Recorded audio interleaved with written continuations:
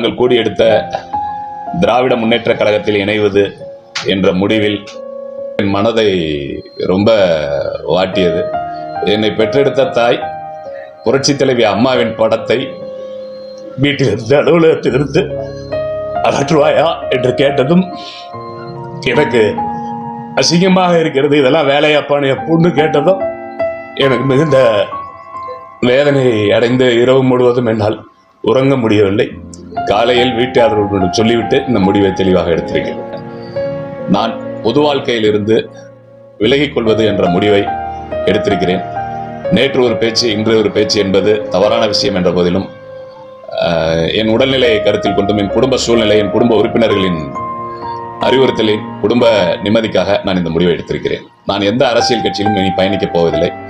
தயவு கூர்ந்து அண்ணன் வைத்திலிங்கம் அவர்களும் என்னோடு இத்துடன் பயணித்த கழக தொண்டர்களும் என்னை மன்னித்து என்னோடு இதுவரை